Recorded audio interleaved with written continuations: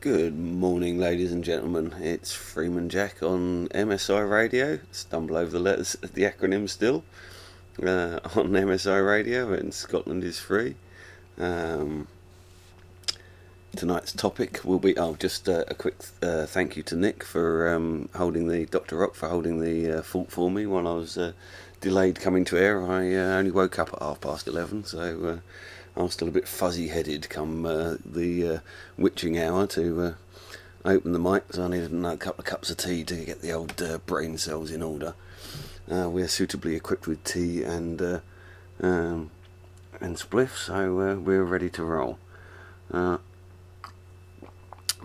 must point out here that spliff is not drugs, spliff is food, so just to clarify that.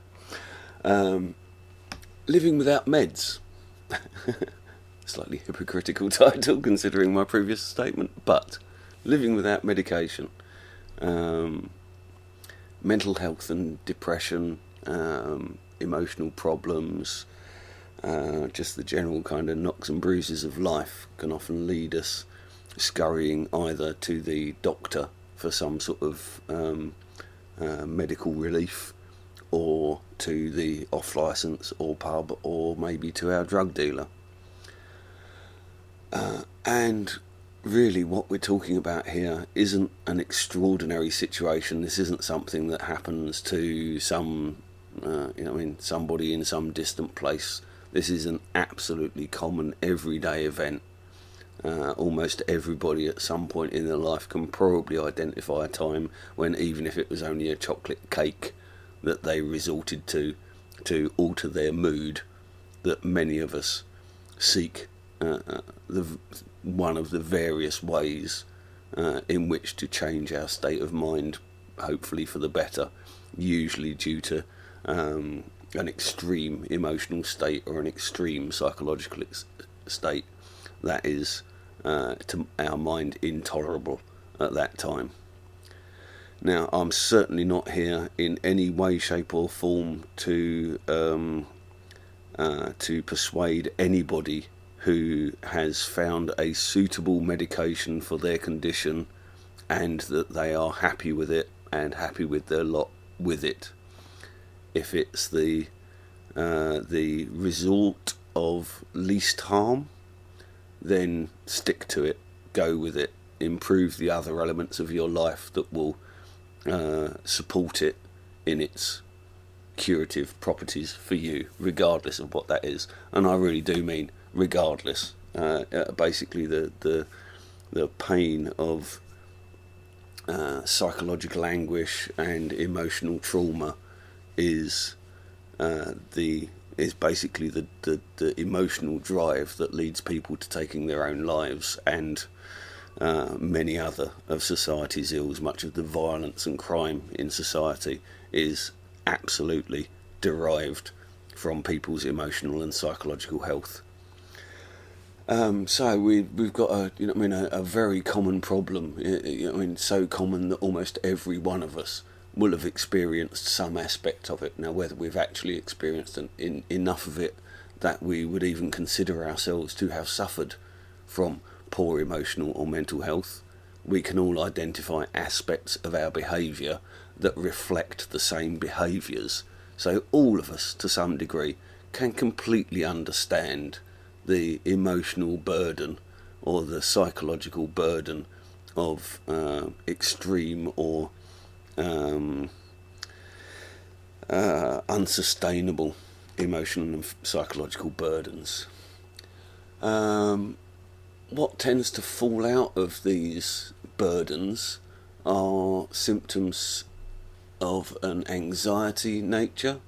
We have depression, we have mania, we have compulsion and obsession, and we also have the slightly less obvious nightmares and rage.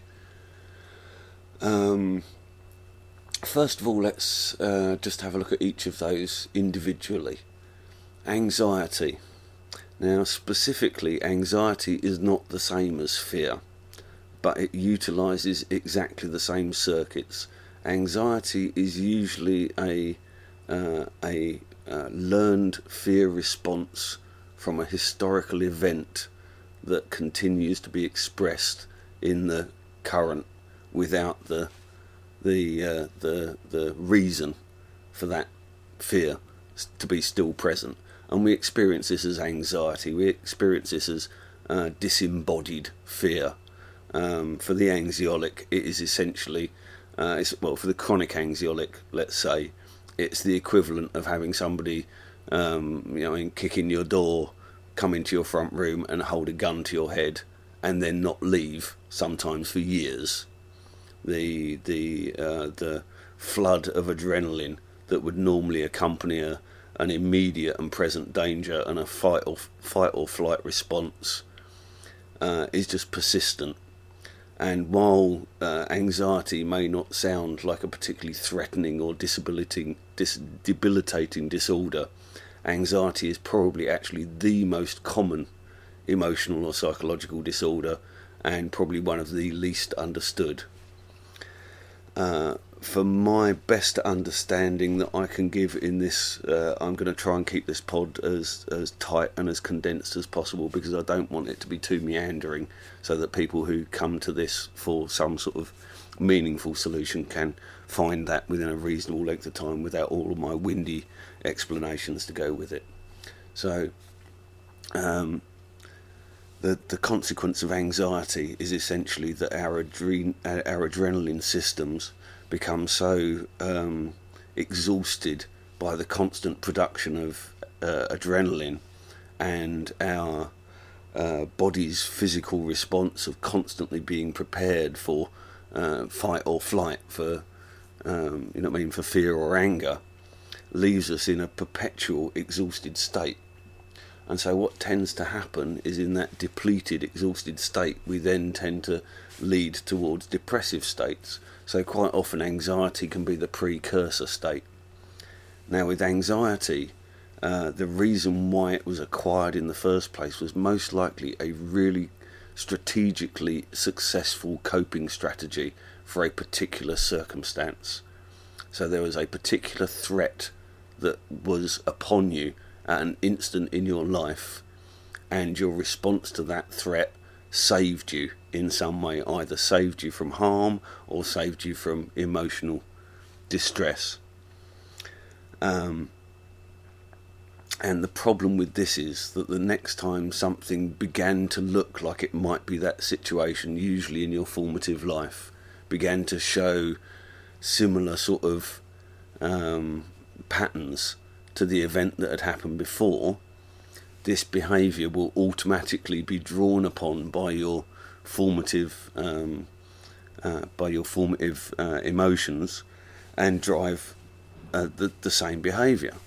Now, the problem with this is that because it's now an inappropriate, displaced behaviour, that what tends to happen is that we recoil from normally fearful events that one has to go through, in your life, in order to be able to achieve the aims and goals.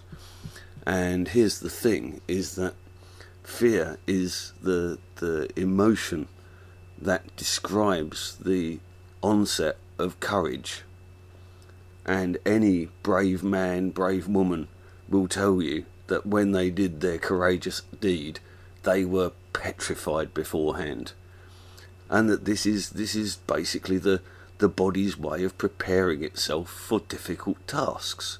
The adrenaline system is an incredible system. It can increase visual and audio acuity, so your vision and your hearing becomes much sharper, much crisper, much more intense. This is so that if you're being predated on by a bloody lion or something, that you've got better eyesight than you would normally do.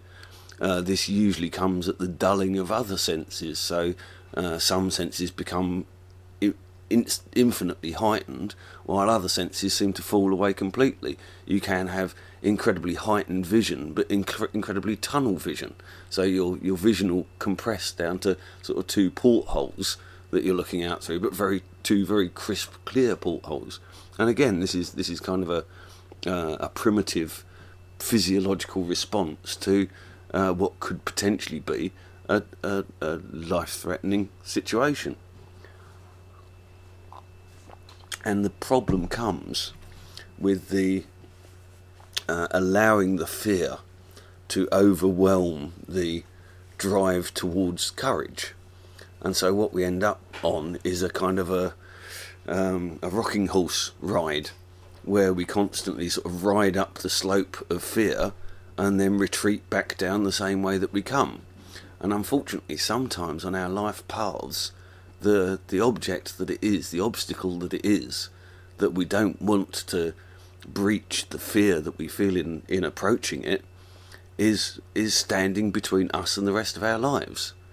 And so, to some degree, if you are stuck in a life of anxiety, if you can incrementally move towards embracing that fear and travelling through that fear into courage and embracing the task in hand willingly, then you will probably find that if you achieve that just once, you will break out of that repeated rocking horse action of constantly going up the slope of fear and coming back down the way that you come, because you never breached the top of that crest.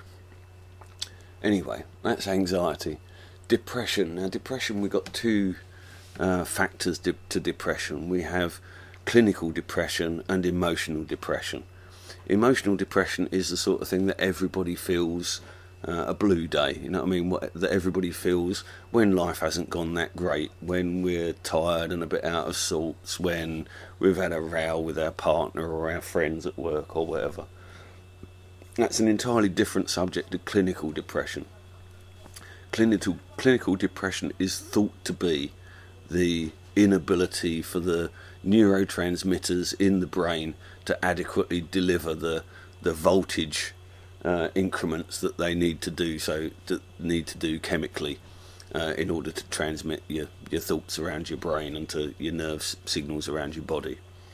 And it's thought that an absence of the neurotransmitter serotonin, which is your kind of feel-good neurotransmitter, is the cause of this. And it's largely the serotonin controlling psychiatric drugs, the SSRIs and the MAOIs, that regulate the throughput of serotonin at the synapse, that we see as being possibly some of the greatest risk to some of our most vulnerable members of society. The doctors are very happy to prescribe SSRIs, and if you actually ask a doctor if there's any way of actually knowing what these substances are doing in the human brain, he will have to, if he answers honestly, he will have to turn around and say, no, we have absolutely no actual direct observational data of the actions of these substances in a human synapse. So, you know what I mean, essentially they're playing with your brain with this stuff. Now, like I say, some SSRIs and some people seem to suit each other, and some people seem to find them an effective regime, an effective medical regime to overcome their difficulties. Personally, I found them a carrot and stick type drug, where basically if you didn't behave yourself, they would beat you until you did, basically by making any errant or negative thoughts persist and persist in duration until becoming completely intolerable.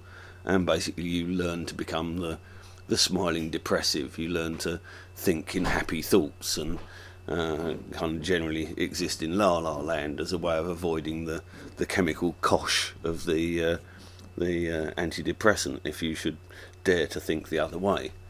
So to some degree that effect also troubles me, that it strikes me as too blunt a means of controlling what is a very delicate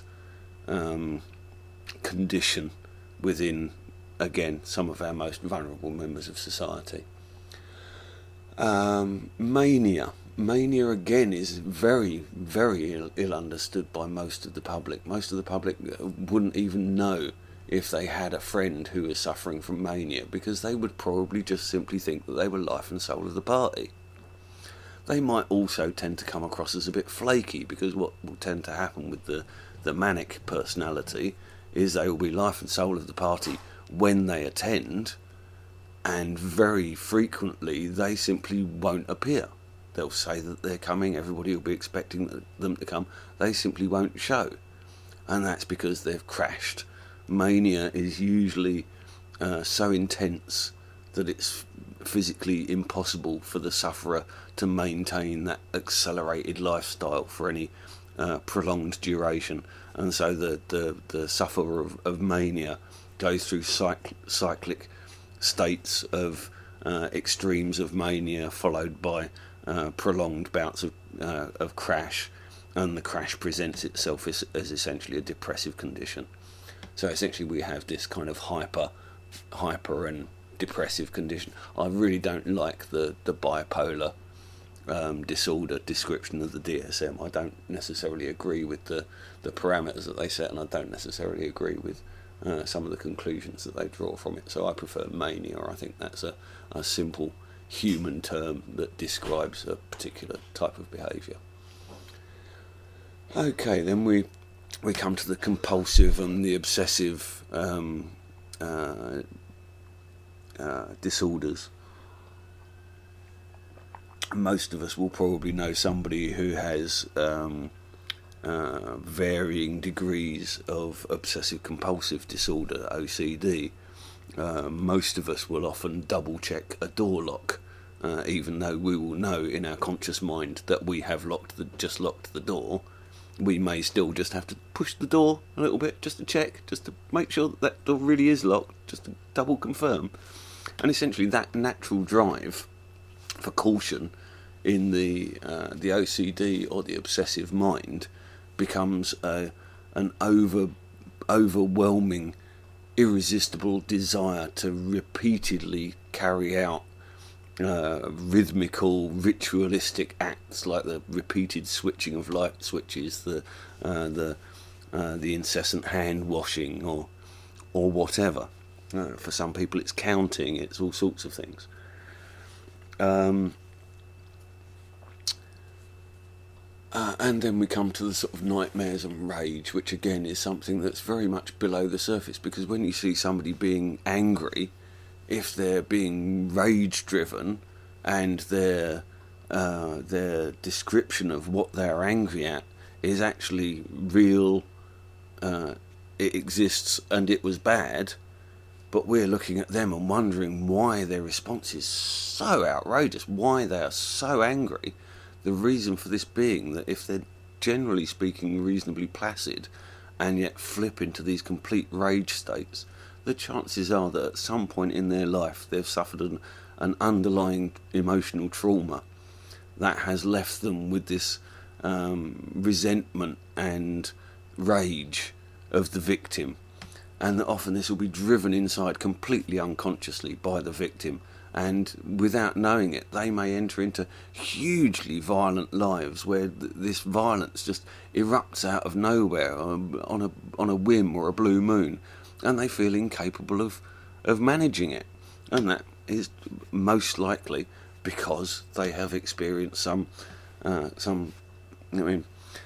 primary emotional or psychological trauma, generally speaking, at one of the cusp ages, 6 or 7, 12 or 13, in 2021. Yeah, so the causes of these are fairly easy to understand. We have victims of violence, trauma of one sort or another, be that we can be traumatised by sort of violent injuries to our own body, but we can also suffer emotional trauma at witnessing a violence or a physical injury happening to a loved one or a friend. We've got drink and drug abuse, the extremes of hedonism, the extremes of consumption of powerful mind-altering substances, and in that I include alcohol, because alcohol is one of the most powerful mind-altering substances as far as altering the mind. There's very few drugs that I know of that actually change the way that you think. Most drugs will change the way that you feel, about how you think, but most of them won't actually change the way that you think, and very few other drugs are so potent at changing the personality, at altering the personality. And then of course we've got just the neglect and ill health. People just sometimes have a shit life, and sometimes they just have shit health. And let's hope that we can address that before the end of this show. Okay, we're going to step into treatment tree next. I'm minded that we're already at 1:45, so I'm going to ask Nick if he's got a tune there lined up for me. If you can go to the first in the list there, and I'll prepare myself for this next section. Thank you, Nick. Okay, and we're back. That was crystallised by the XX, I believe. Lovely little smooth rolling garage tune there. Okay, so we've covered the sort of descriptions, primary types, and primary causes of emotional and psychological troubles. Now I'd like to enter into sort of hierarchies of care, hierarchies of treatment, and sort of self-treatment, I suppose. Essentially, I suppose we can think of approaching mental health problems from a holistic intention, as a structural tree, where sort of everybody starts in on a single course, and according to their particular need, they need to follow, their own course through the sort of branches of treatment. And so if we kind of if we look at the brain body interface, then what we find is that biology is derived from. One second, let me just wait for the floorboards to stop rattling while my tea's delivered. Thank you, Michael. Thank you, kind sir. Angel of mercy in the night. Lost my flow. Yes, so we have the brain-body interface, by which I mean the way that our bodies reflect our emotional state. And I don't mean this in some sort of woo-woo, new agey in any new woo-woo or new agey way, but quite literally, the actions of our cells is affected directly by our state of mind. We can look on the simplest of levels of the action of adrenaline in the presence of fear, and you can actually see direct physiological changes taking place in a matter of seconds. So you can see that the mind quite literally derives biology. So the primary consideration in any mental or emotional health situation should be: are you getting enough exercise? Are you getting enough appropriate exercise? And by appropriate, I mean that even if you're incredibly debilitated by your mental health condition or by an accompanying physical health condition, there will still be an appropriate level of exertion that you will be able to sustain. Basically, obviously, the more physically disabled you are, the more of an exertion it is to undertake the most simple of tasks. So it may be for you that if you're particularly incapacitated, that climbing the stairs is an equivalent exertion to somebody running around the block. So, like I say, depending on the circumstances, suitable exercise. Now, if you're in a depressed, suicidal, anxiety-based, depression-based mental state, that often the very last thing that you want to do is to even move. You know what I mean? Lethargy is one of the, you know what I mean, the overbearing, like a concrete overcoat that accompanies depression. And it can pin you to your bed for weeks on end if you let it.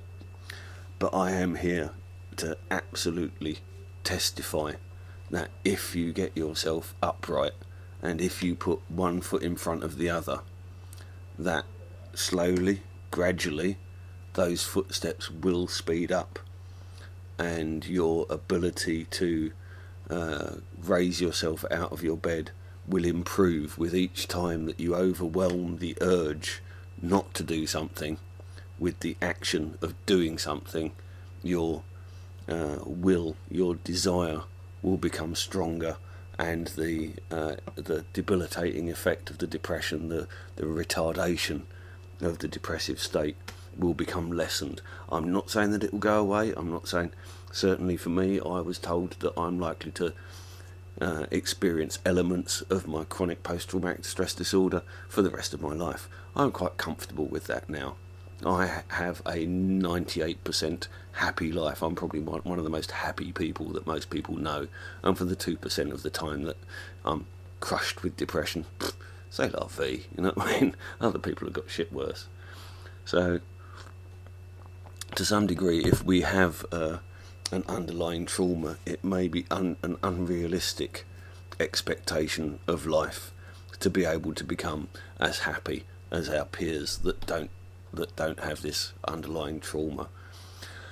Okay, after exercise, meditation is definitely your second tier of treatment or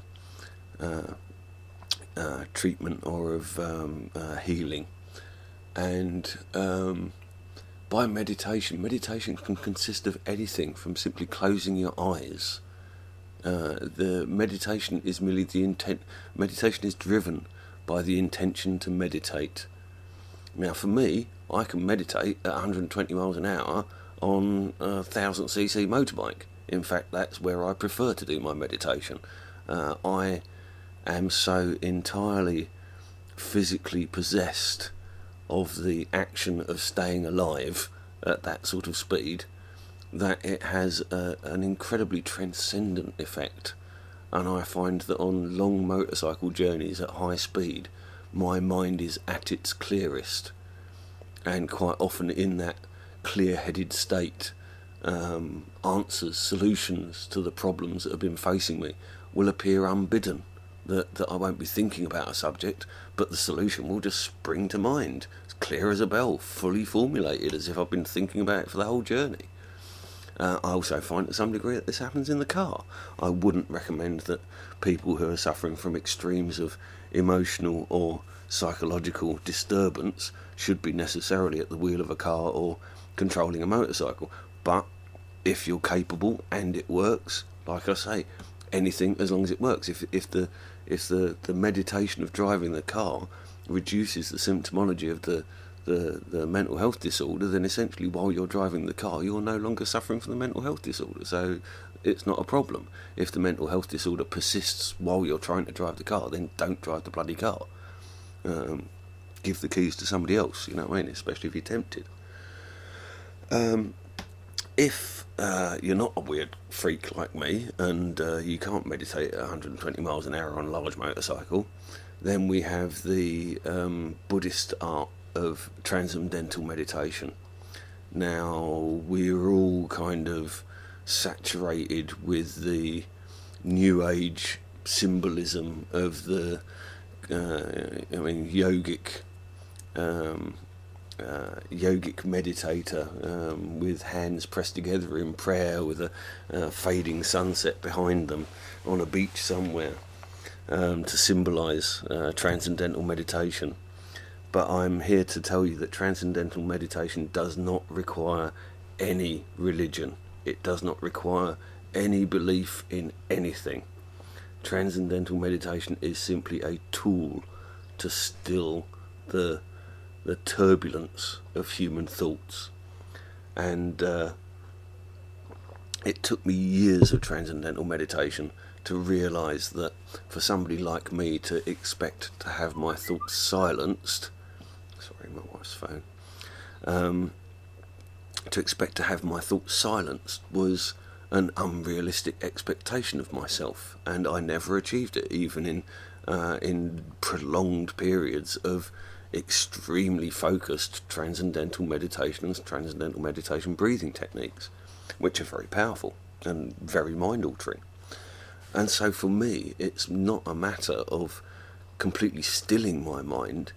I instead enter into a third-party observer and simply observe the passage of thoughts through my mind. I'm no longer party to those thoughts. I'm no longer the person thinking those thoughts. I'm now the person observing the person thinking those thoughts. And we can all do this. We can all think about thinking. As soon as you think about thinking, you are into the transcendental state. You have elevated your awareness. You've zoomed your awareness out one. Now, how to achieve transcendental meditation? I've mentioned TM many times on air. I've often mentioned meditation. I have never given a clear, easy description of how to achieve it.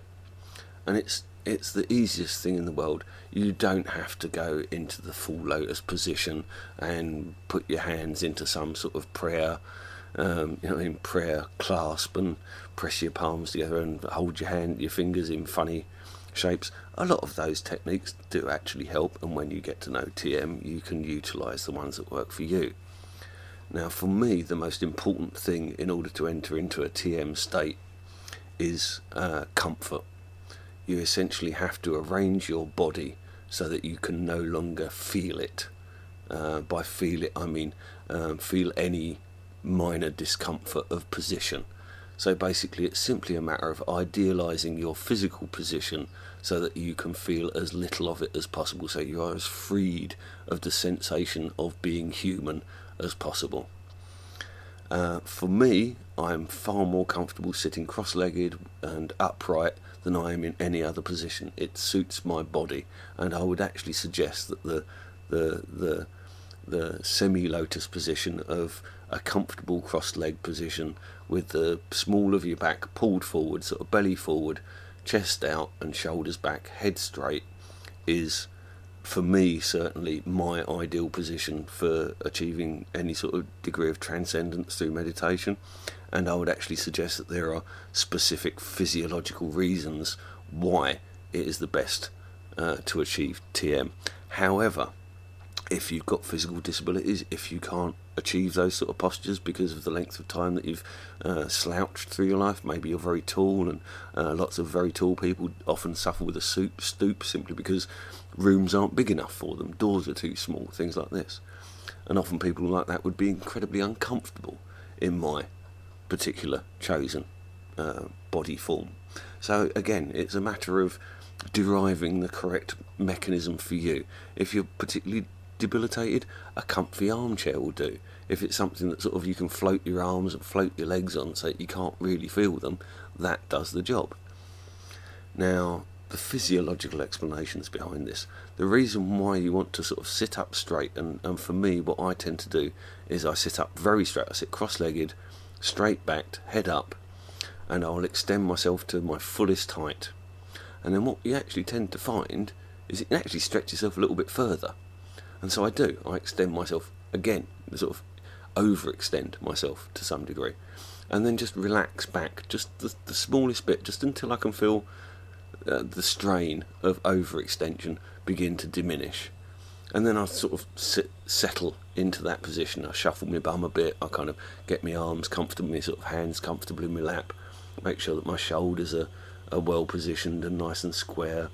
Try and draw my head up as if it's got a thread coming out of the crown and drawing me up into the ceiling.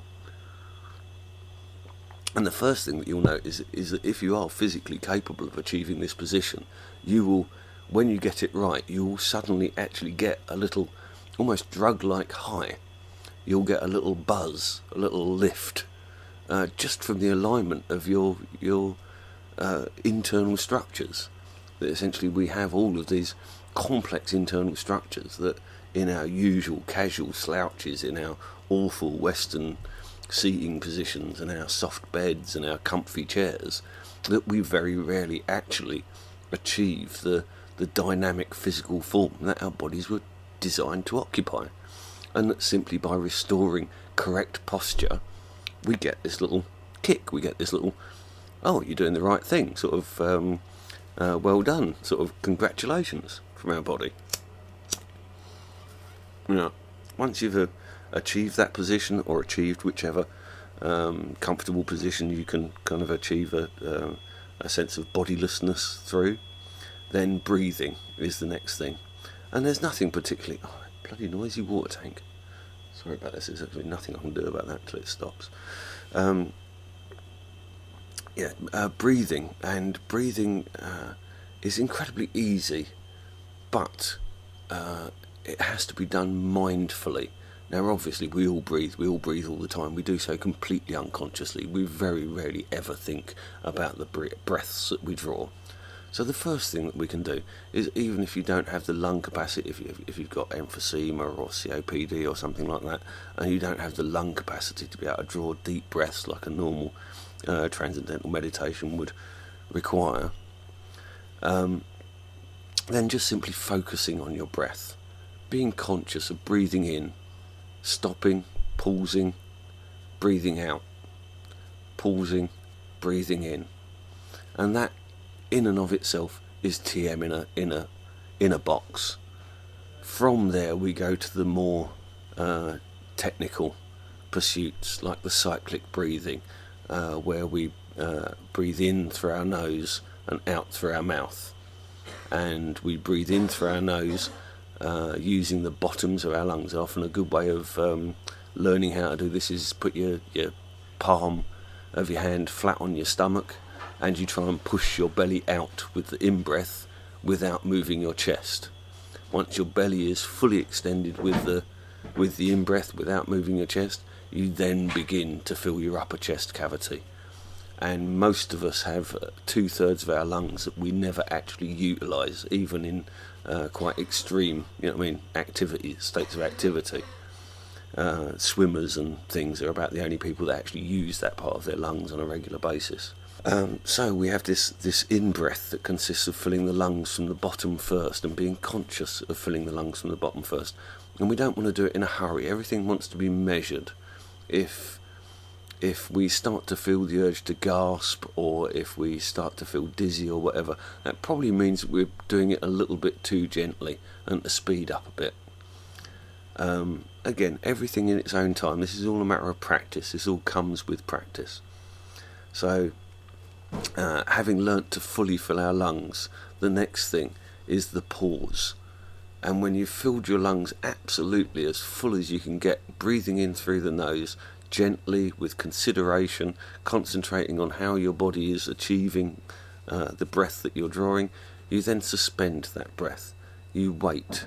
You don't breathe out. Sometimes you'll feel, even though you've got a lung full of air, your body will be telling you that you ought to breathe. And that this is really the practice of TM, is of using the breathing techniques to learn how to overcome the spontaneous drives of the body and of the mind with the intellect. And so once we've paused on the in-breath, a matter of a second or so, when you practice you'll get up to 3 to 5 seconds maybe, and you don't want to leave it so long that you're having to blow the breath out suddenly and dramatically. You want to breathe out considered. You want to breathe out again, empty your lungs to the fullest capacity that you can. Perhaps once you think you've emptied your lungs completely, try blowing out a little bit more. Again, you'll often find that there's just a little bit more in there that you weren't expecting. Once you've emptied your lungs, again, we don't want to gasp a big breath in, but we want to just pause, just hang in that moment of not breathingness, of empty lungness, and just wait, and then just gently begin the in-breath. And if you time it just right, you should just be able to use this like a set of bellows, where the action is perfectly smooth, perfectly metered, completely of your intellectual control. And as soon as your autonomic body functions come under your intellectual control, that is the thing that illuminates you. That is the transcendence of transcendental meditation. There are extremes of transcendence where you can have astral projection, out of body experiences, yada yada yada, but the basic principle of transcendence is to leave the automata behind. Forget that you're a robot for a while and become entirely human and entirely in the moment. And initially what you'll find is that the concentration that you require to hold yourself in a comfortable position, do all the breathing, hold your posture, keep your head up straight, will actually occupy your mind to such a degree that you won't be thinking about anything, which is the idea, after all, to clear the mind. So that's kind of that's transcendental meditation. Then we've got comparison, okay, and by comparison, I suppose this is an intellectual exercise of comparing our thoughts and actions with that of what we might think somebody who was sane might do. And this is quite a curative thing. This isn't the same as telling yourself that you're mad.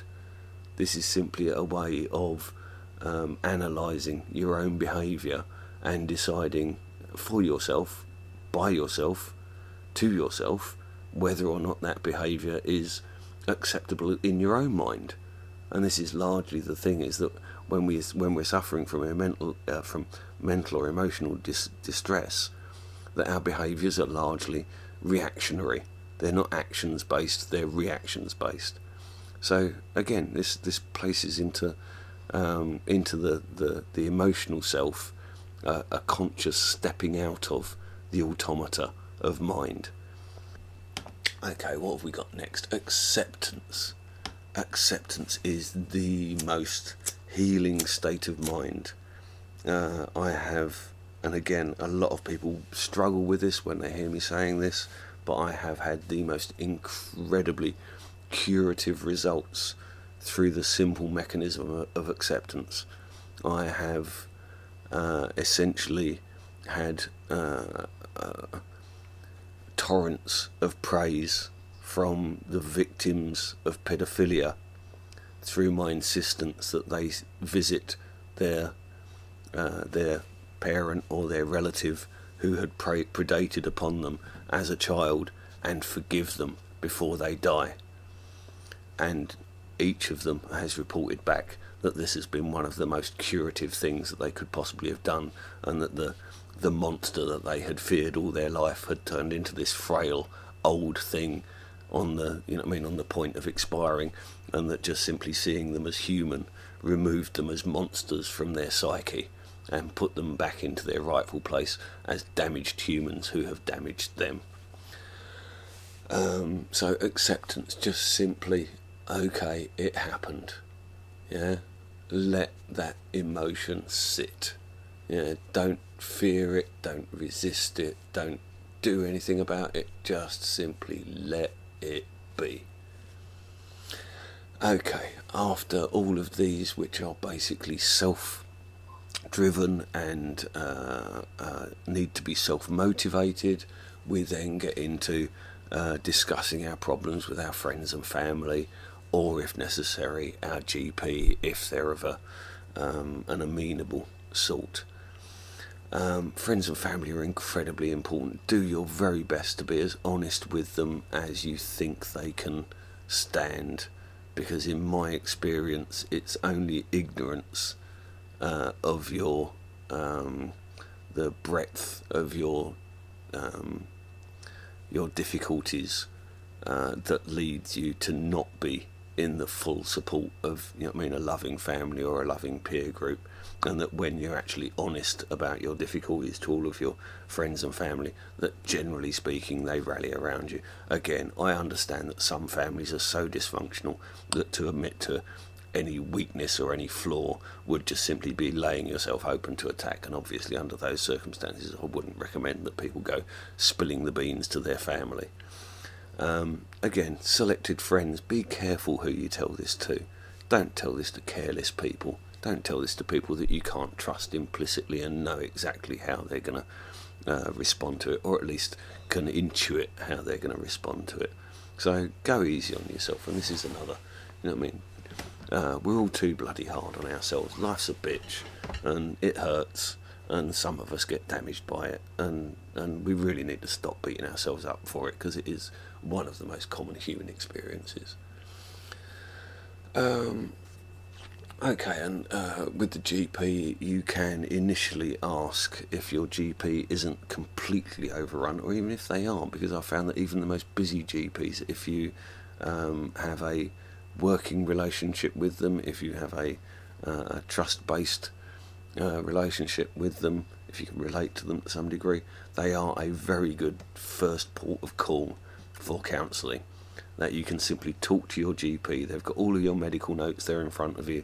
They can holistically look at your physiological and emotional state and discuss with you your sociological state. And they can do things like liaise with the dole office and with certain other counselling services and with certain other provider services, things like soup kitchens, food banks, these sort of things. Again, GPs aren't just for drugs. They've got a nasty habit of prescribing drugs, and this is partly because of the way that the NHS has been set up around Big Pharma. I don't really necessarily hold them responsible for it. I think that some have been a bit of a Dr. Feelgood, handing out drugs like bloody Smarties, but most of them, in my experience, consider drugs to be harmful, but basically they don't have the budget to be able to offer you a great deal else.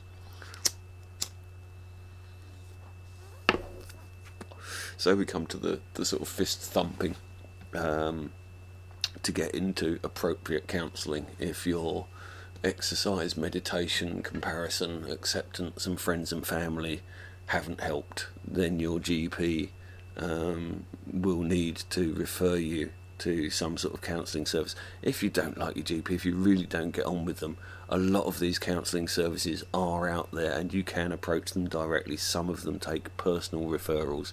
A lot of them will ask for a GP's referral if they're funded, if they're a charitable foundation. More often than like you will be able to get your counselling that you need just simply by asking for it. In the hierarchy, we have counselling, the basic talk therapies, which can be conducted with anybody from a complete lay person with absolutely no training whatsoever, who's just a good listener. We've got the Samaritans and various organisations that provide services like that are free at source. Then we go into the more specific areas of counselling: bereavement counselling, rape counselling, etc., etc. Burns recovery and things like this for physical disorders. And then we go to the specific talking therapies, where we would need to be referred to a psychiatrist in order to be able to approach a more targeted and specifically therapeutic talking therapy. And then finally, really only if all of the previous steps haven't had any effect, then medication really needs to be considered, if only to correct your short-term state in order to facilitate your putting your life back in order, because often we'll find that our lives fall apart around our emotional or mental health collapse, and then we may be in a state where we may have recovered from the mental or emotional poor health, but now our surroundings are so poor. We've lost our job. We've developed drink and drug habits. Split up with the wife. Dogs run off with with the milkman. All these sort of things can happen while you're ill. So sometimes medication, if considered in the short term, can be used for that. Again, some of these conditions are permanent, and if one medication isn't right, then it may be just simply a matter of working through each of the available medications in succession, and hopefully that you'll find the one that doesn't have too chronic side effects for the benefit that you gain from it. And certainly, like I've repeated on air many times, I have some of my clients that I work with off air who I simply would not wish a life without meds on, because they are terrified of their own deeds, they're terrified of their own actions. I know other people who have extreme schizophrenic delusions, and would be a danger to themselves if if left in a modern urban environment while in their delusional state, unmedicated. I mean, what do we do for these people if we can't, as a culture, turn the outside world into some sort of soft play den? Then people can hurt themselves, and it's up to us that aren't in distress to look out for those who are.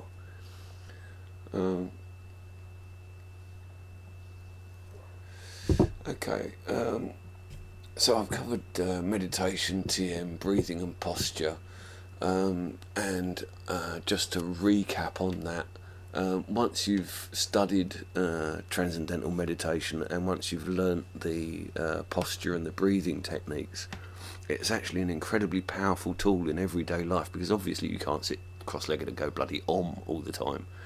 But once you have trained your mind to recognise the cyclic breathing, the in through the nose, out through the mouth, with the slight pause at either end, you can use that in a very subtle way by simply regulating your breathing during a time of stress to your a replica of your transcendental cyclic breathing. So just a less extreme version. So you'd just be breathing normally, but just concentrating on breathing in through the nose and out through the mouth, and pausing at the top and the bottom without all of the kind of extreme filling your lungs and sitting up straight and all the rest of it.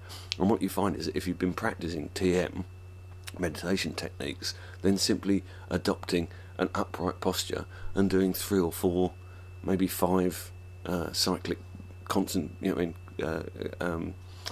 intentional breaths, and you'll find that your anxiety state will simply vanish, or that your depth of your depression will simply wash away, or at least will.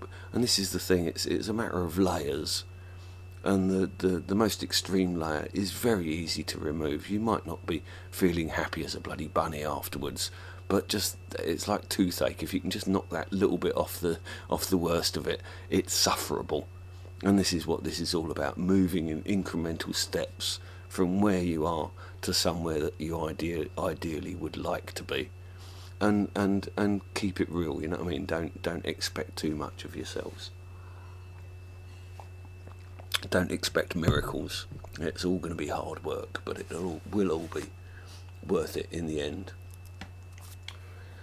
Okay, so we've got again, posture is very important. Posture directly affects all of our endocrine system, and so it regulates hormonal balances and blood flows and oxygenation, rate of digestion, the amount of foods available from the food that you eat, the amount of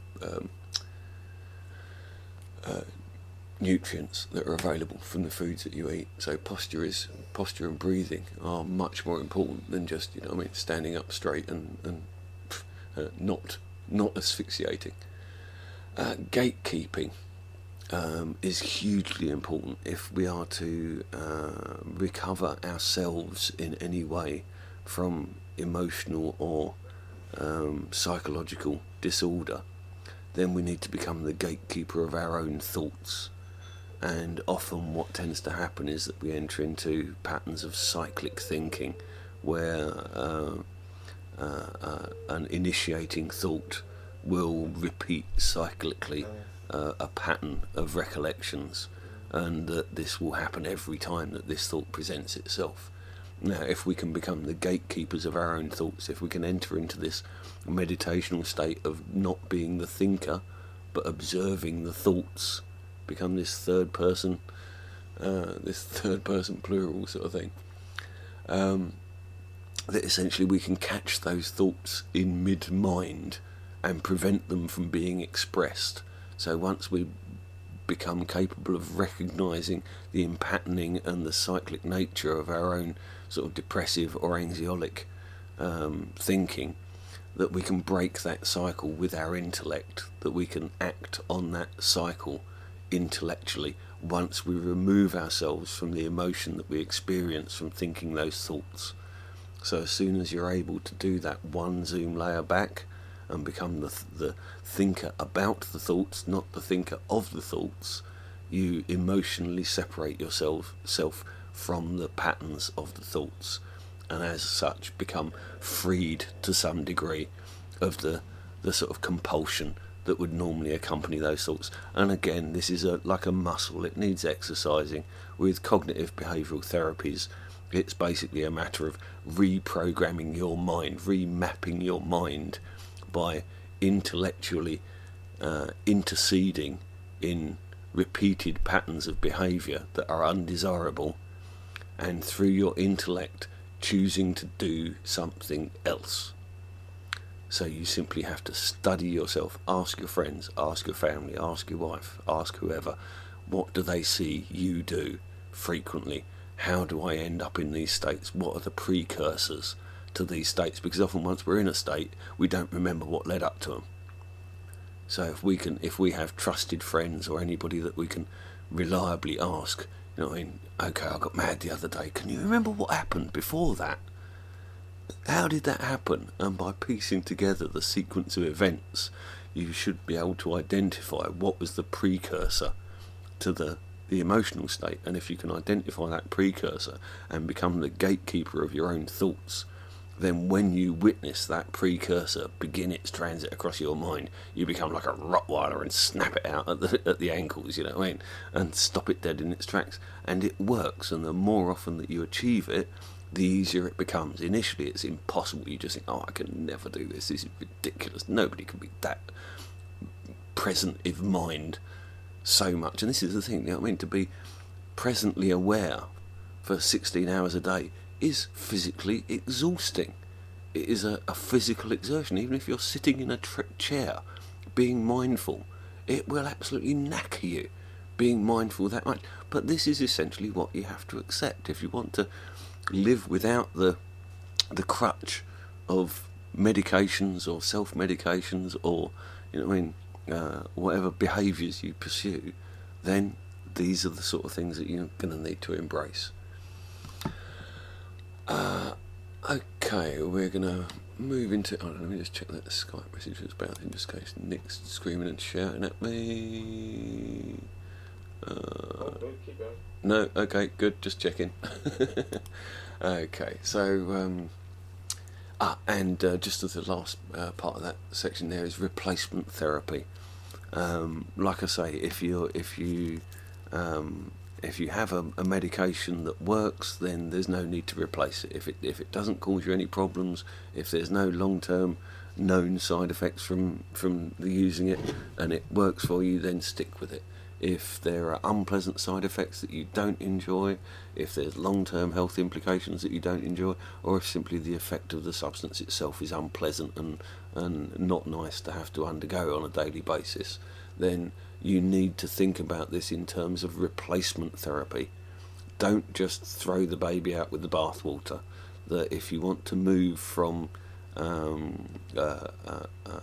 problematic state with either self-medication or medication from the doctor, then you need to put systems in place like the transcendental meditation, like the good diet, like the...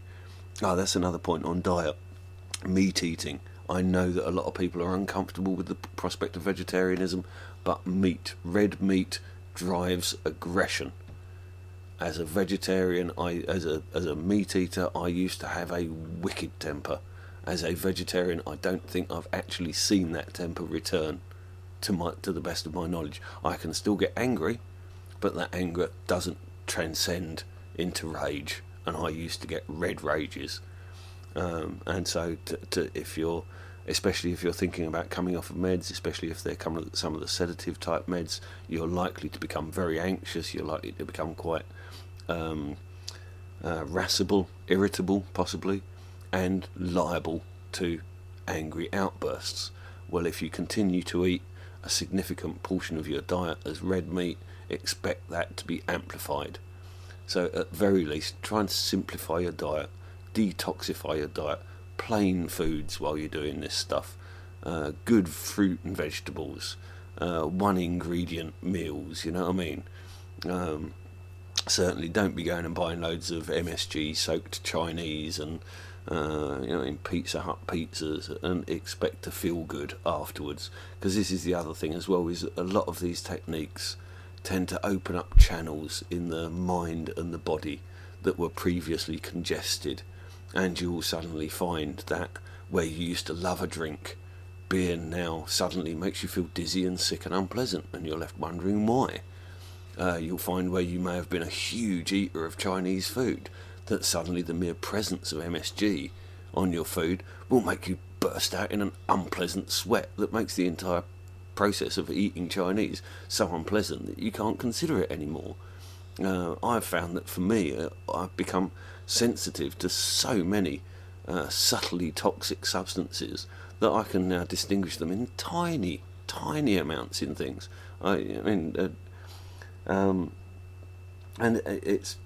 that's quite surprising when it first comes upon you, but it teaches you that we have essentially become dulled to our toxic environment. We have become dulled to our toxic diets.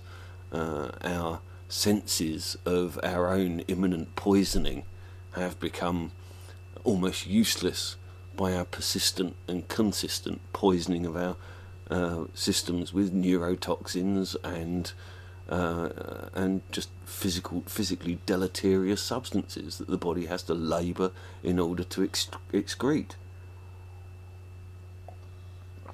So lots of fruit smoothies and vegetarian meals, and no bloody white flour. White flour is the devil's spawn.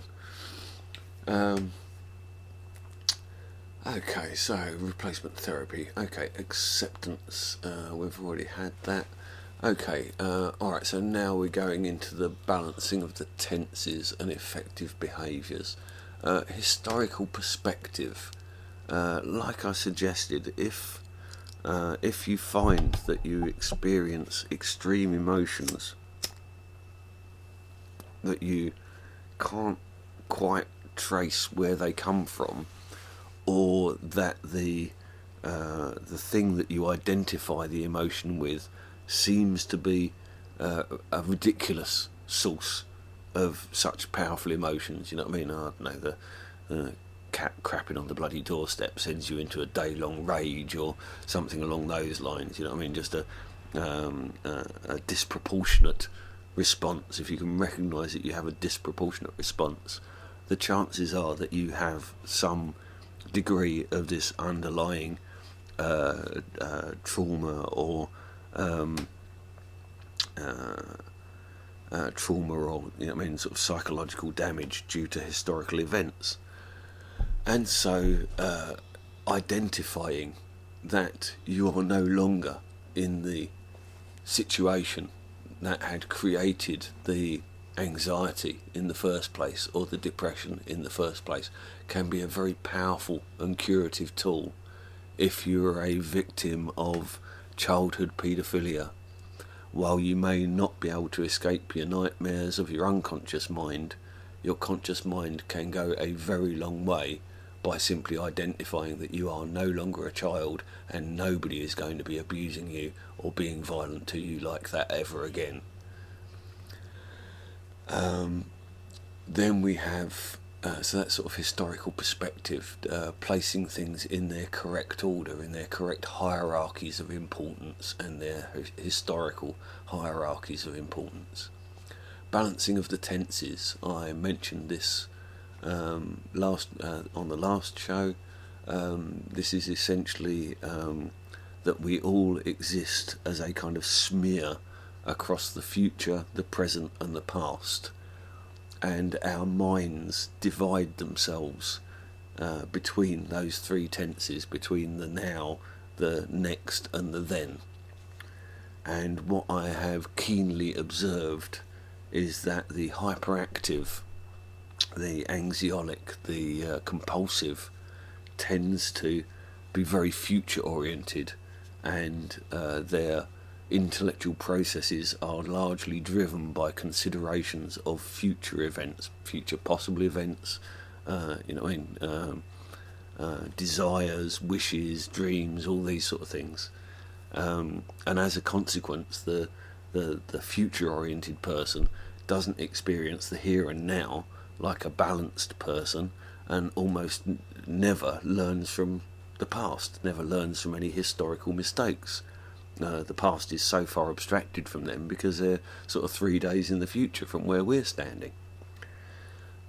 With the depressive or the victim of abuse, then dwelling in the past, of constantly running over thoughts of things that have already been, again takes us away from the pleasure of the now, the direct experiential sensation of being human, and it also destroys our projected expectations, projected pleasant expectations into the future.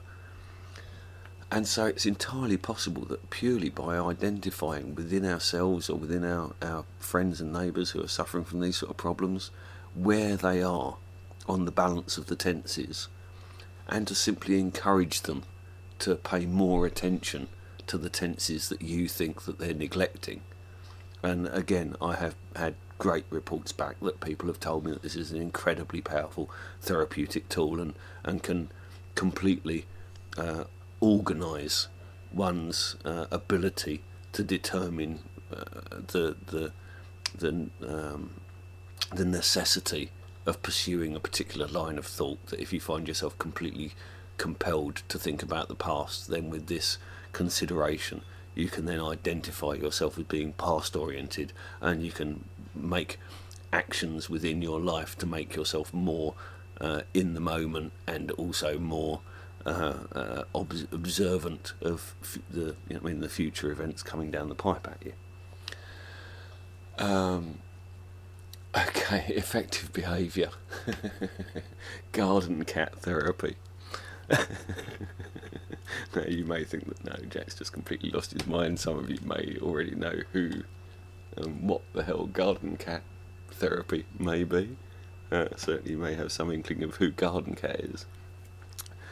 Garden Cat came to us several years ago. He arrived in our shed, a bedraggled, dreadlocked, flea-ridden, wormy, cat flu, abused, probably 6-month-old kitten at the time. And we had a cat of our own, so we couldn't invite him into the house, so I basically kept him in the shed. I kept a wood stove lit all winter, waking every 3 hours because it was a crap wood stove and would always go out, so I'd go out there and throw a few more coals on there and give it a riddle and make sure it stayed lit, and basically kept him warm and fed and got him through this winter, and he recovered, and he has turned into quite a fine cat. But due to his incredibly hairy nature and his rather less than auspicious beginnings, he looks a little like an explosion in a cat factory. He looks like a cat that kind of has swallowed the stick of dynamite in the cartoon. And as a consequence, he's got a rather comedic appearance. And to accompany this kind of comedic appearance, his cat flu, we believe, has left him a little brain damaged, and he certainly isn't the most dainty of felines. His efforts to perch on the top of fences can just leave us all crying with laughter. The poor thing's persistent and repeated efforts to jump from the floor onto a fence and failing completely. But as a consequence, Garden Cat has become best loved amongst my son's friends group, and it was identified by one of them, I think, in the height of psychedelic fantasy, that it was impossible to be depressed and hold a thought of Garden Cat in your mind simultaneously. And as kind of comedic as that statement may sound, it again is an incredibly potent tool. That if you have a friend with a pet, or your own pet, or whatever, that just makes you smile inside, that the thought of that particular other sentient being fills you with some warmth, then you can use that as a tool. You can use that image. Sometimes I've heard psychiatrists telling people to go to their happy place. Well, I hate that. That just sounds so fucking new age and crap. But I hate to say it. Happy place is really what we're talking about here. So, anything that indisputably will spread a smile across your mind is garden cat therapy, and I recommend it to everybody to practice on a daily basis any time they feel in the slightest bit pissed off. Think of garden cat and smile internally. Okay, so now we're moving on to positive planning, and this is again a cognitive behavioural therapy, whereby we utilise an intentional sequence of events to intellectually break out of impatterned behaviour. So if we're filled with doom and gloom, if we're anxious about situations, if lots of things fill us with dread or make us less likely to engage in the world that we live in, then positive planning is one of the specific techniques that we can use to break out of this. And by positive planning, what I mean is deciding that this is needed. Having decided that it's needed, decide on something that is doable. There is no point in planning for failure. Okay, you have to plan for success. So doable could be anything from walking to the shops if you're chronically depressed and you haven't done that for months, to going to the cinema, going to the park, going and watching the boats on the river. Whatever it is, it doesn't really matter what it is. If it's something that you can even vaguely enjoy merely because it's an abstraction from what you normally do, even if that's going and watching the dead rats float down the Thames past Deptford foreshore. And the intellectual part comes with the preparation. So you prepare for this event, you decide what you're going to do, you set a time and a date sometime in the near future where you are definitely going to be able to do this. Do not prepare for failure, prepare with certainty. So set a time, set an action which is entirely doable, that there is nothing that can possibly stand in your way of achieving that action. And then anticipate that day, look forward to it, think about it, cast your mind over what you're going to do, how you're going to feel when you're doing it, how much you're looking forward to it. Do your very best to avoid any kind of negative emotions about this event. If you're filled with negative emotions, I understand that can be a very difficult thing, but if you isolate this event has nothing at all to do with the rest of your life or anything else at all. This is a technique, this is a mechanism. It's nothing at all to do with your emotional life, your physical well-being. This is just a specific event. Anticipate it, enjoy anticipating it. This is very important.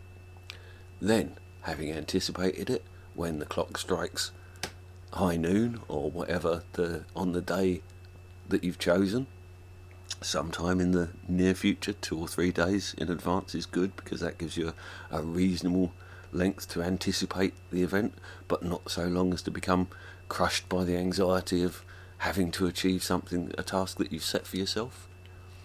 Then fulfillment. Do the damn thing, but don't just do it, be fulfilled by it. Enter into it, enter into every single little morsel of it, especially if you've been stuck in your bedroom with the curtains drawn, not answering the phone, watching fucking Jeremy Kyle all day. Go and enjoy the air, and just be in that moment. Embrace the fulfillment of achieving the anticipated, prepared for moment. Then, having achieved that goal, go home, reflect on what you've just done, think about the preparation that you made, think about the anticipation that you felt, think about even the smallest moment of fulfillment that you experienced from that process, and reflect on how that can be impacted on every aspect of your being. So you can now begin, once you've experienced this as an action, and you've broken out of what you saw as an irresistible cycle of events, or an irresistible progression of events. Once you've broken out of that seemingly irresistible sequence, with your intellect, you have created a new pathway in your brain that either didn't exist before or was so eroded it was effectively useless. And every time you use that pathway, you reinforce it, you make it stronger, you make it easier for the signal path to travel down it, you make the synapses work more efficiently. And moreover, that pathway will light up areas of the brain in the vicinity of it. So if you haven't been out for a long time, but you used to love taking your dog to the park, or you had a childhood sweetheart that you used to go to the park with, you'll suddenly find all of those memories just welling up within you and coming out of nowhere. And again, it's this remapping the brain for positivity, remapping the brain so that it bypasses the roadworks. Okay? And this is in your hands. It's been proven that the brain is not a fixed organ. The London cabbies was the one that they first discovered this on, with their hippocampus swells by over 100 times while they're learning to be a London cabbie. This was thought to be impossible. The human brain was thought to be set at 21 and eroding from thereafter. These cabbies were coming to the trade even later in life, as sort of 40-year-olds, when the brain was thought to be calcifying and diminishing.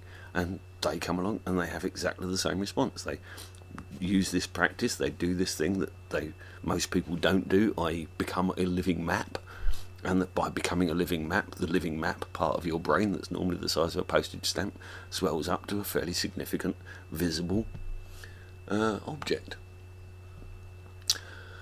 Okay, so that's positive planning. Then we've got owning emotions.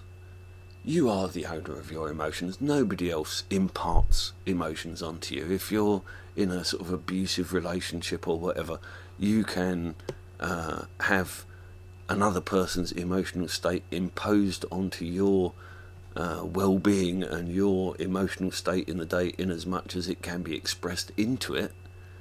But the way that you feel about that is your liability, your personal choice. And we may not think that emotions are a choice, but trust me, every emotional state has a chosen route away from it. And we can do this by layers. If you understand that sort of the very lowest emotional state would be the point of suicide. Well, at the point of suicide, you've only got one of two choices. You either top yourself or you don't. In the next level up, you've got considering suicide, thinking about it, and preparing for it. And here you've got three choices. You've got do it, don't do it, or get a little bit better, improve yourself, improve your mood. And this happens each time you step up the ladder. The options open to you expand, and you become more and more. You have more and more. More and more options, more and more variables open up to you, where the world is very limited by a depressive state. The intellectual stepping up the rungs of the hierarchy of depression literally will open your mind, and you will feel each of those kind of concrete overcoats being shrugged. Okay, I've already gone on. I've already mentioned unconditional forgiveness. That can come from telling the person that you forgive them, or it can simply come from you forgiving yourself or others for their mental health, their grief, their trauma. And grief days, if you're suffering from bereavement, or if you have a particular key date that tends to trigger an emotional response, elicit an emotional response from you, don't necessarily fight that emotional response. And what tends to happen is that we tend to find ourselves grieving persistently. And after the 3 months after a bereavement, grieving should naturally begin to cease. If you're still grieving after 6 months, the chances are that you've entered into a degree of kind of post-traumatic stress. And for me, the thing that cured me of that was my psychiatrist told me to take grief days. First of all, to allow myself the room to grieve. That if I was hugely depressed, if I was hugely upset, if I was hugely anxious, to allow myself a set time to think, right, okay, I feel awful today, I need 12, 18, 24, 36 hours, and do that time, do that grief time, wallow in it, be miserable, cry, scream, beat on your pillow, kick your dog. No, don't kick your dog, but you know what I mean. And then when the allotted hour comes, when the 12 hours is up, the 18 hours is up, whatever you decided before you entered into this intentional grieving, stop and go and do something else. Go and put the kettle on, walk the dog, make yourself something nice to eat. Stop grieving at that point, and basically repeat as necessary. If it's a death of a loved one, then generally speaking, just the day that they died or the day that they were born is usually a significant enough day, and you can pour enough emotion out in that selected day that you're then freed of that grief for the other 364 days of the year. And that's certainly what happened to me, and I only really pursued the grief days practice for a matter of 3 years, one day for 3 years, and I essentially cured myself of the grief of my multiple bereavements. Okay, Nick, if you're there, if you can slap on a tune, because my back teeth are floating here, the amount of tea I've drunk. My ashtray is actually remarkably unbrimming, considering I'm doing a show about life without meds. Unusual situation. We got a tune on there? You're off it. Lovely, thank you, Nick. Yep. Oh, am I back on air? Oh, we're so professional here at MSI. Nothing but slick professionality all the way to the start of the show. Then it goes to pot. Right, okay. Okay, so we had unconditional forgiveness, grief days, owning your emotions that we were rounding off with there. Now I want to kind of come into some of the sort of support structures that can help you not only to manage your symptoms, but possibly to manage any reduction in medication or self-medication that you're engaging in. And again, starting with friends and family. Friends and family are your first line of defence in any health situation. If you're suffering from any ill health, the place that you want to be is in the bosom of your family. And I entirely understand if some of you are from... I have no family, so trust me. I know exactly what it is to be unsupported, but... maternal family, no familial family. I have my family that I have constructed for myself, but not a historical family of any connection. But if you do have, close family and friends, use them. In my experience, close friends and especially family want to help you. They will enjoy helping you. It will bring pleasure to their lives to make your life less unpleasant. Okay? So don't feel guilty, don't feel like you're a burden. You can always suggest to them, that you're asking for help from them, and you entirely understand if they can't offer that at that particular moment, at that particular time. And for that reason, it's best to try and sort of surround yourself with a support structure of friends and family as an ideal, as an optimum situation. Trustees, if amongst your family and friends you have one or two people that you could trust with your life, that you could trust implicitly, that you could give them £1 million in cash to look after and know that there wouldn't be a penny missing when you came back to collect it. And designate them your sane person of choice. A bit like when you're going down the pub with your mates and you're going in the car and you have a designated sober person to drive the car home. Well, you need a designated sane person who you can rely on the judgment of to be able to tell you the honest truth, just the flat, plain truth, and ask them if it's okay to pester them with questions about your current state of mind.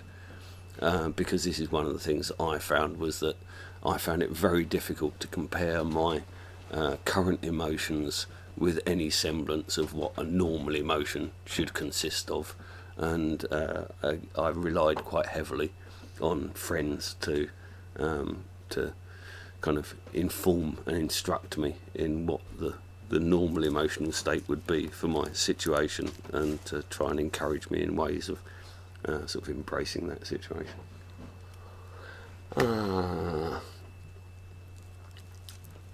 Okay, self-worth. The antidote to suicidalisation, to suicide, is self-respect and self-worth. If you value yourself, you are not going to take your own life, not due to sort of depression or anxiety. And so if other people aren't raising your self-worth, do so yourself. Go and help some people. Helping other people is an incredibly empowering thing for raising your own opinion of yourself.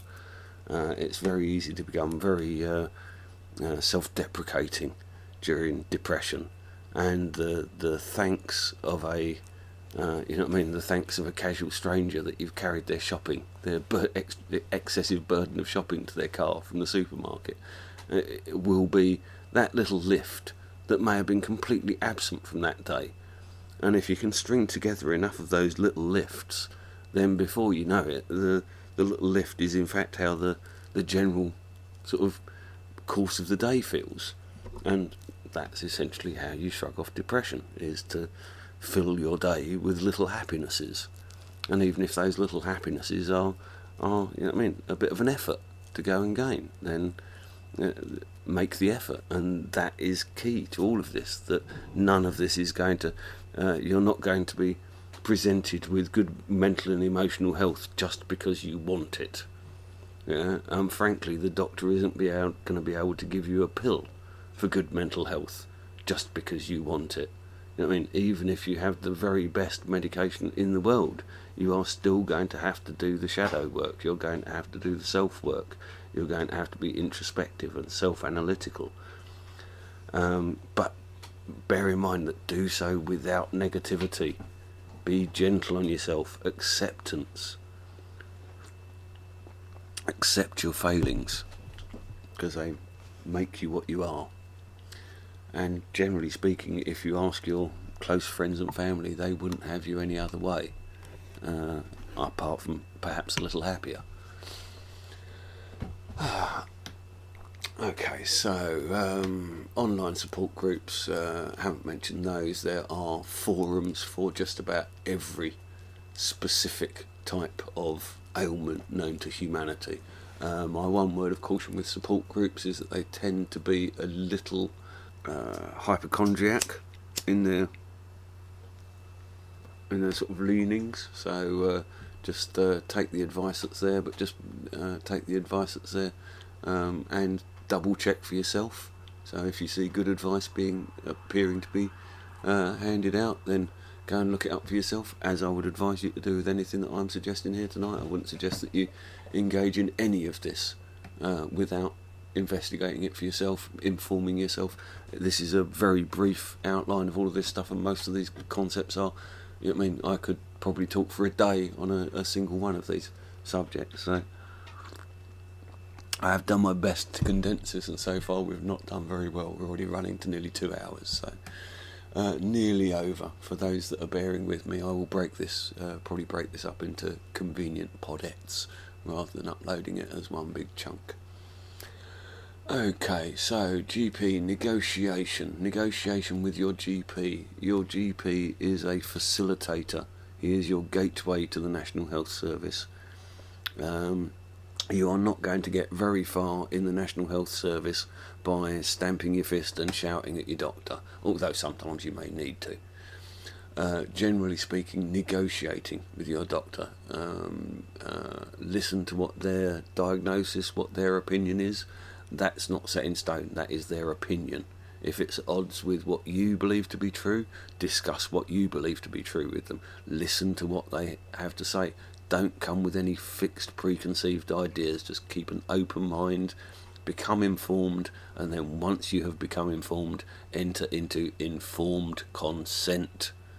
and that is a very powerful word in the world of mental health, because with the NHS, informed consent is often considered to have been granted, and more often than not there is no information behind the informed part of the informed consent. So basically you are consenting to something which you know nothing about, and is all you have is the doctor's kind of casual description of this will work. That is not informed consent. So negotiation, informed consent, engagement with the therapy. If you decide to go down the route of psychological therapy, counselling, drug medication, all of it is only going to work as much as you engage with the therapy. So if you are casual or laissez-faire about it, you will get exactly that back out of it. Again, this is kind of, I don't want to make it seem like hard work, but it's hard work. It's pleasurable. It's self. It's uplifting. You know what I mean? It's self-esteem building, but it's not necessarily easy to go through. Certainly not easy to start is usually the situation with most of these things. The starting is the problem. The kind of, once you're up and running with it, then usually it becomes easier as you go on. Okay, part of that negotiation and informed consent is questions that you can ask your GP and your service provider around the cost effectiveness of the treatment. Are you being offered this treatment merely because it is cheap?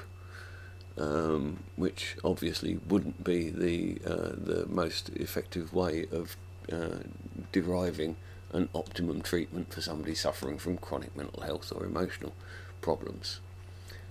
Is there proven efficacy of this treatment? Is this a treatment that has a statistically significant chance of actually helping you in your condition? And again, this should be something that your doctor should be able to tell you about. If he can't, then go and look it up for yourself. Google is a wonderful thing. And again, part of engagement, acceptance of the regime, that if you're entering into the care of a physician, then obviously don't put yourself at risk of harm. So if you have any concerns about the GP or the therapist that you end up with, don't just stick with them because they're the bloody professional. You're the expert on you. Okay?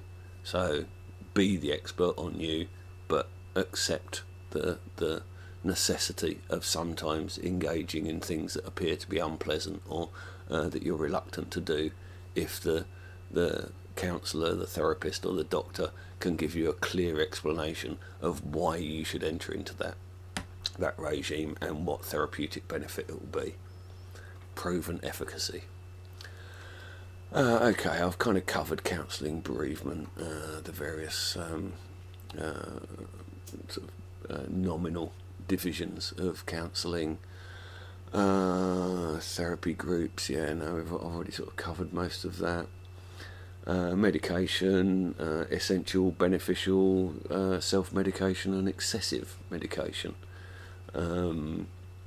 Medication can come in all forms: caffeine, nicotine, alcohol, narcotics, and all of the pharmaceuticals, of course. All of these have effects, uses and drawbacks. Some medication will be essential for some people. Some medication will be beneficial for some people. Some people will self-medicate. Some people will self-medicate successfully. Some people will self-medicate hugely self-destructively.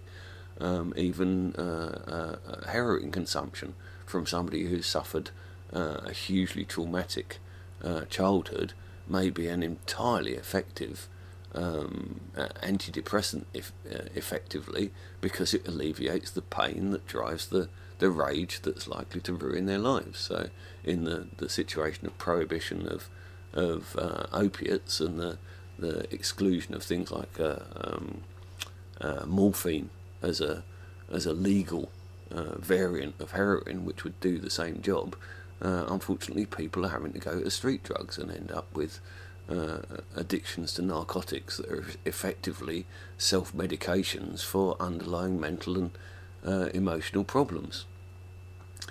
And of course, within self-medication, you get into excessive self-medication, that the sensations of relief from emotional disturbance, emotional stress, is so appealing that one pursues it into sedation or into abstraction from the real world. And this is really where all consumption of drugs, regardless of what they are, caffeine, nicotine, booze, don't care what it is, all excessive consumption of drugs will lead to corrosive actions on your emotional and mental health. If you are considering withdrawing from medication, one thing that many people really do not understand is the nature of the percentage drop that a simple, a reduction of one tablet a day may be a huge percentile drop. If you are only taking 2 tablets a day, then that's a 100% drop or a 50% cut.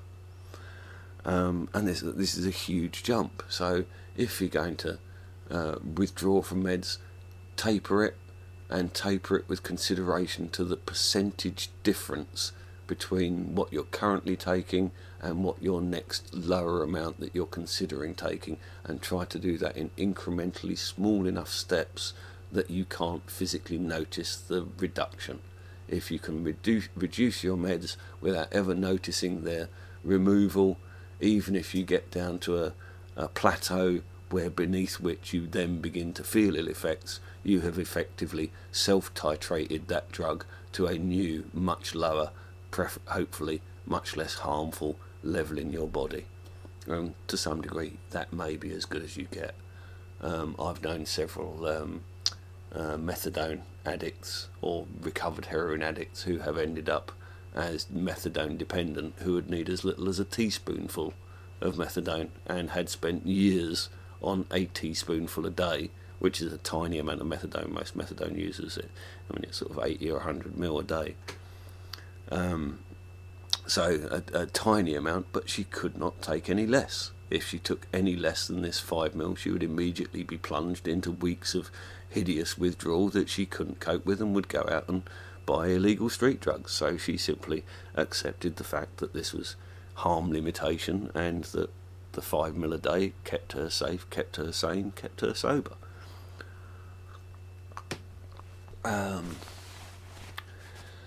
Okay, and just to sort of round up, counting your blessings. This is kind of some of these things just seem can seem petty in the face of oppressive kind of mental and emotional states. But really, counting your blessings does work. If you just look at your life and think of, first of all the things that could be much worse, and then also in that thought, then add up all of the things, think of all of them, one after each other, that are essentially blessings in your life. The smile of your friends, the books on your bookshelf, the TV program that you enjoyed the night before, every tiny little bit, and just make sure that you think of every single one and add them up. Count your blessings. Helping others, the emotional directional arrow appears to derive an emotional state that has a physical state that accompanies it, and essentially when we are helping others, it is almost impossible for us to feel overtly. Excuse me. We've been full of colds and flu here in the house. You'll have to excuse the hacking in the distance. Helping others points that directional, that introspective, neurotic directional arrow from pointing directly at ourselves, and it points it out of ourselves, and we can pour ourselves into the lives of others by making those that are worse off than ourselves feel better, and in doing so improve our own lives. Eat well, Again, avoiding red meat if at all possible. Personally, I would suggest that you avoid all meat. You will feel better for it if you have stress or depressive disorders. Entering into vegetarianism will be like going on a little buzz for a couple of weeks. In the knowledge that I now have about the nature of the gut flora and some of their implications in health, I would recommend that anybody that has been a meat eater for all of their life enter into vegetarianism progressively, and not to consider it to be an absolute. That if you have spent your entire life eating meat, there will be biology in your gut that is specifically derived from eating meat, and it can harm you if you allow it to. So if you are feeling irresistible cravings for meat, if your belly's rumbling all the time, if you are unhappy eating only vegetables, then simply add some small portions of meat selectively to that diet until those sensations subside, because like I say, these are probably being derived from gut flora that are basically trying to poison you because you're refusing to feed them. Being happy, I mean, that sounds stupid, but just be happy, be silly, be childlike. That's not to say be childish, you know what I mean? I don't expect you to go knocking policemen's hats off or anything, but just be happy, smile. The action of pulling your face into an artificial smile actually triggers the same hormonal response in the brain as if you were happy. So, you know what I mean? Smiling actually does make you better. And preventing cycles of harm, just identifying repeated courses of action that seem to always lead you into bad places, and just endeavour to focus your attention on the reduction of harm, the putting in place strategies to remove harm from the cycles of behaviour that you find yourself pursuing. And that's us, really. Just, you know what I mean, let's do this to each other. Let's do this for each other. You know what I mean. Let's raise the emotional and mental well-being of not only ourselves, our fellows, our friends, our family, but our nation, our planet. Yeah, and the ills that we see of humanity, I would suggest, are largely driven by exactly the subjects that I have been talking about tonight. And if you want to change the world, let's do it one person at a time, and let's start with ourselves and work our ways out. Just a huge thank you to Nick for hosting for me tonight. I know he's had barely any sleep either. Much like myself, I promised him an hour, and we're now at 2 hours 20 minutes. So Nick, I'm sorry for dragging you up so late at night under false pretences. Again, you're so kind. Just a big shout out to Ojar and Nicole and their Latvian friend that visited last night. It was great fun seeing them. Mahatma, if you're still up, keeping it real. Just so looking forward to having you over next week. And just everybody, look after each other. Be safe, be kind, and look up once in a while. Things are a lot prettier when you look up. And Nick, if you could play me out, mate. Good night, ladies and gentlemen.